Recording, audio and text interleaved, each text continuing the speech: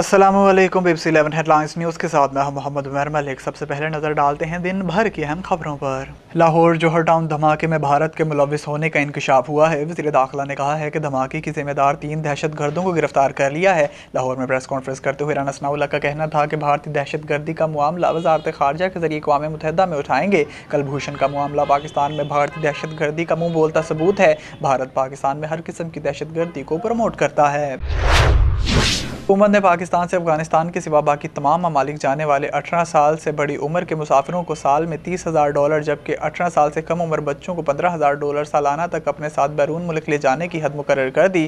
तफसीलात के मुताबिक हुकूमत ने डॉलर की किल्लत पर काबू पाने के लिए उठाए गए इक़दाम के तनाजुर में ये फैसला किया है, जिसमें बकिया ममालिक की हद ज़्यादा है। ताहम अफगानिस्तान जाने वाले मुसाफिरों के लिए यह हद $6,000 मुकर्रर कर दी गई है। इससे कबल ज़र मुबादला बैरून ले जाने के लिए सालाना हद मुकर्रर नहीं थी।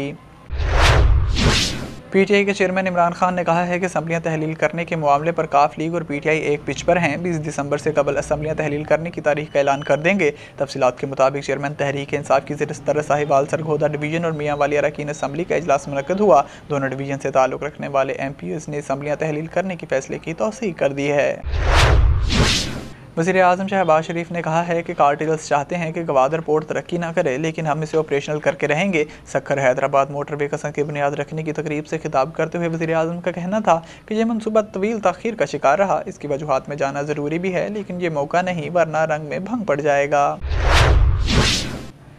मंशियात मुकदमे में रिलीफ के बाद नैब लाहौर ने वज़ीर दाखिला राना सनाउल्लाह के खिलाफ आमदन से ज़ायद इंक्वायरी बंद कर दी। DG नैब लाहौर ने हुत्मा मंजूरी के लिए फ़ाइल चेयरमैन नैब को भिजवा दी। नैब ज़राए के मुताबिक नैब ने लाहौर हाई कोर्ट का फैसला भी सुप्रीम कोर्ट में चैलेंज न करने का फैसला किया है। राना सनाउल्लाह के खिलाफ नैब तरमीम ऑर्डिनेंस के बाद भी इंक्वायरी जारी नहीं रह सकती, जबकि लाहौर हाई कोर्ट भी राना सनाउल्लाह की ज़मानत कन्फर्म कर चुकी है। Chief justice Pakistan justice उमरता Bandial ने कहा है कि नैब कानून के गलत इस्तेमाल से कितने लोगों के कारोबार तबाह हो गए। सुप्रीम कोर्ट में नैब तरमीम के खिलाफ इमरान खान की दरख्वास्त पर समाअत हुई। इमरान खान के वकील ने बताया कि एग्जेक्टिव अपना काम ना करे तो लोग अदालतों के पास ही आते हैं। चीफ जस्टिस ने कहा कि नैब तरमीम इस असम्बली ने की जो मुकम्मल ही नहीं। इस नुक्ते पर कानून नहीं मिला कि नामुकम्मल असम्बली कानून साजी कर सकती है या नहीं। सियासी हिकमत अमली के बायस आधी से ज़्यादा असम्बलियों ने बाइकआउट कर रखा है। ईरान ने मुल्क में जारी मुजाहरों की हमायत करने पर यूरोपीय यूनियन और बरतानिया के शहरियों और इदारों को ब्लैक लिस्ट कर दिया। ईरानी वज़ारत ख़ारजा ने बरतानवी और यूरोपीय मीडिया इदारों, फौजी अड्डे और मौजूदा व साबिक सियासतदानों समेत 9 इदारों और 23 अफराद पर पाबंदी आयद करने का ऐलान किया है। ईरानी हुकूमत ने यूरोपीय यूनियन के रेडियो को ब्लैक लिस्ट करके गैर मुल्की सहाफ़ियों के खिलाफ कानूनी कार्रवाई का भी ऐलान किया है।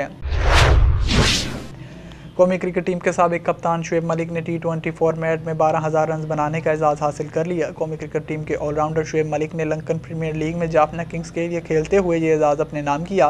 वैसा करने वाले दूसरे खिलाड़ी बन गए हैं। इससे कबल वेस्ट इंडीज़ के क्रिस गेल ने T20 फॉर्मेट में 12,000 से ज़्यादा रन बनाए हैं। शुएब मलिक ने यह संग मील अपने 485वें T20 मैच में हासिल किया है।